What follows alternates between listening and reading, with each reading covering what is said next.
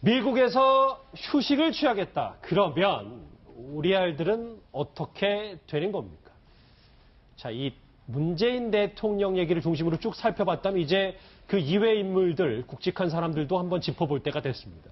어제 자유한국당의 정우택 원내대표가 문재인 대통령을 만난 자리에서 이런 말을 했는데요. 그 목소리부터 먼저 들어보시죠.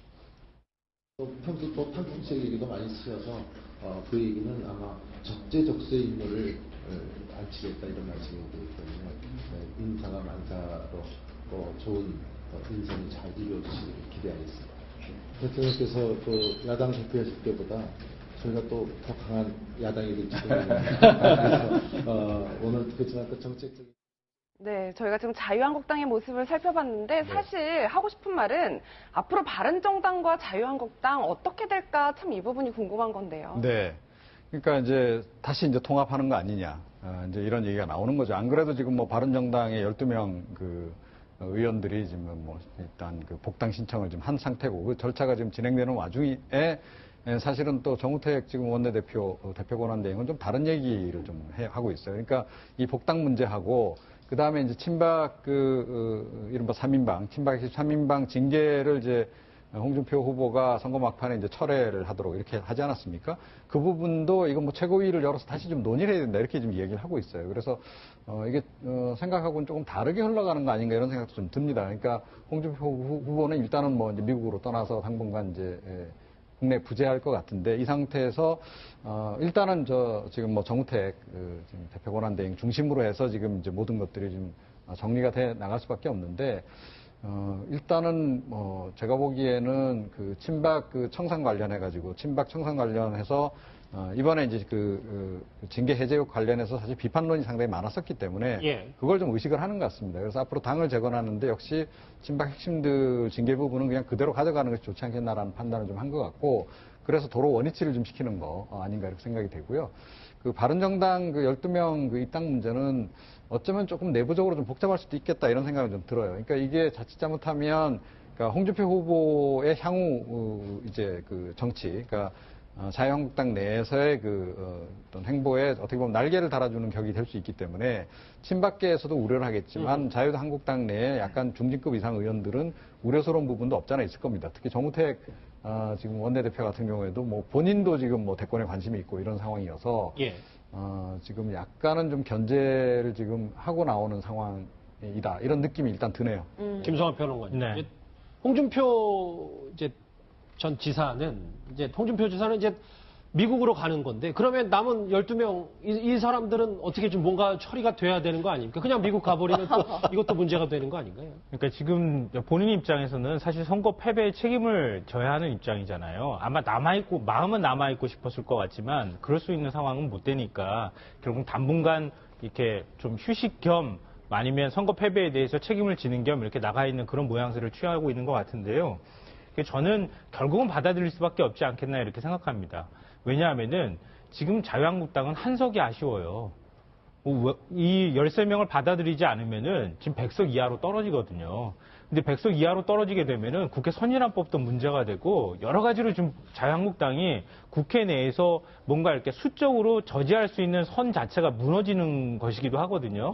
그런 면에서 지금 바른정당에서 온 의원들을 받아들이긴 받아들이되 그래도 기존에 지금 박근혜 전 대통령의 어떤 탄핵 소추안에 찬성을 했다고 하는 이른바 자유한국당 친박계 입장에서 보면 원죄를 뒤집어 쓰는 의원들을, 원죄를 가지고 있는 의원들을 그대로 받아들이기엔 좀 쉽지 않을 거 아니겠습니까?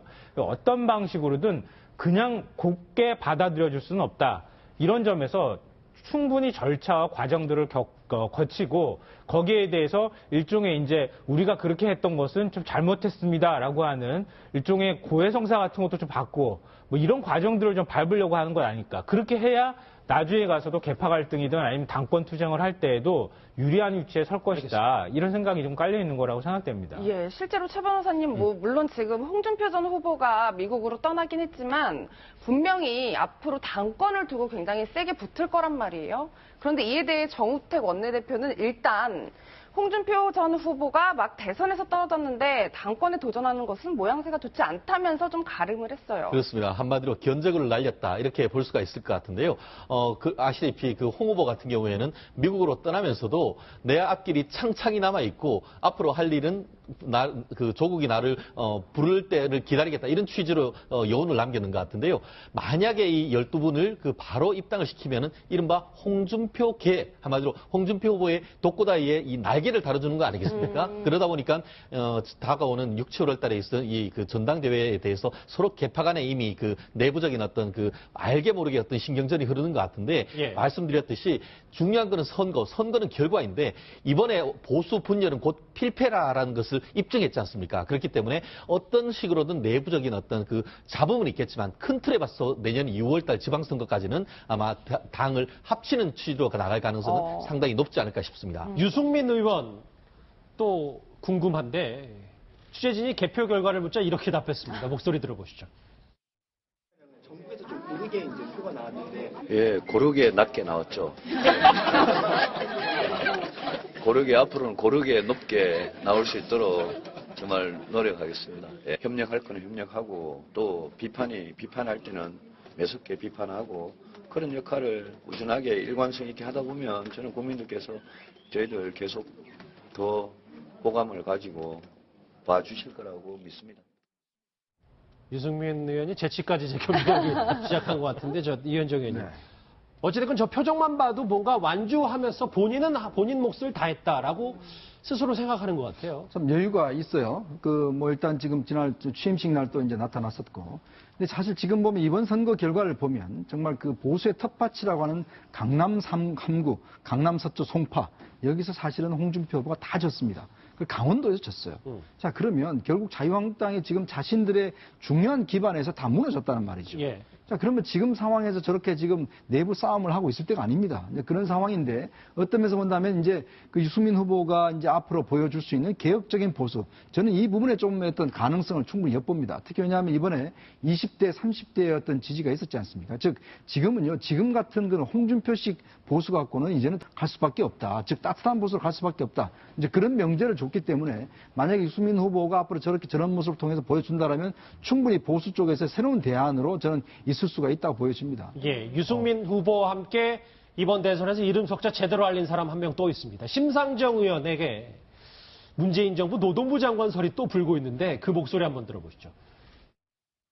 저는 가능성 있는 이야기다라고 생각하고요. 오바마 정부가 열린 백악관이라고 해서 10만 명 이상이 백악관 홈페이지에다가 직접 실명으로 예를 들면 사람을 청구하거나 아니면 정책을 이야기하거나 그 제도를 운영하고 있거든요. 우리 청와대도 이런 것을 했으면 좋겠다 해서 예로 그런 말씀을 드렸습니다. 유승민 후보 얘기도 사실 많이 돌았는데 그것도 불가능한 얘기 아닌가요? 저는 그렇다고 생각합니다. 예, 이런 이야기까지 나오는 거 보니까 심상정 전 후보는 선거에서는 패했지만 그래도 일종의 승리를 했다. 저희가 이렇게 평가를 해봐야 될까요? 네, 저는 그렇게 생각합니다. 왜냐하면 진보가 가지고 있는 공간이 그렇게 넓지 않거든요. 그동안에 이제 득표율로 보면은 3.9%가 최대 득표율이었다 이렇게 얘기를 하고 있는데요. 이번에 6%대가 나왔기 때문에 얼마든지 가능성을 확인한 선거였다 이렇게 생각이 되고요. 저는 이제 지금 나오는 것처럼 문재인 대통령이 후보 때 이제 대선 과정을 겪으면서 이 제1순위 연정 대상이 정의당이라고 꼽았었어요. 그러니까 노동부 장관으로 심상정 전 대표를 얼마든지 거론은 가능하다고 생각하고요. 또 그동안에 이제 문재인 대통령이 공약을 내세웠던 것들을 보면은 정규직, 비정규직 차별 해소 문제라든가 이런 것들에 대해서 굉장히 관심이 많았거든요. 근데 노동계 쪽에서 잘 아시는 분들, 노무사들도 만나보고 그러면 다른 거 다 필요 없고 그냥 노동법 하나 잘 지켰으면 좋겠다는 얘기 많이 하는데요. 기본만 해라. 심상정 전 대표가 만약에 노동부 장관으로 임명되면 그거 하나만큼은 잘할 수 있지 않을까 좀 그렇게 생각합니다. 예. 근데요, 사실은 이제 이번에는 좀 저런 자리 줘야 된다라고 저는 봅니다. 그러니까 이 선거 때만 되면 꼭 막판에 이 진보 표심이 다 몰아줘야 됩니다라고 민주당이 늘 얘기를 해요. 그러면서 이 정의당, 이 진보 정당의 희생을 좀 늘 요구를 한단 말입니다. 이번 같은 경우에도 제가 보기에는 선거 막판에 아마 심상정 후보에게 갈 표 가운데서 한 3% 정도는 문재인 좀 대통령 쪽으로 좀 갔을 거라고 저는 봐요. 자, 그렇다 그러면 그러니까 다음을 위해서라도 다음 대선 때 뭐 혹시 불리했을 때 정의당에 약간 좀 도움을 요청하거나 또는 정의당의 희생을 요구하기 위해서라도 이번엔 뭔가 좀 저런 그 가시적인 그런 선물을 좀 줘야 한다, 저는 그렇게 생각합니다. 와신 상담하고 있는 이 분들의 면면 얘기까지 짚어봤습니다. 여러분은 지금 뉴스특급과 함께하고 계십니다.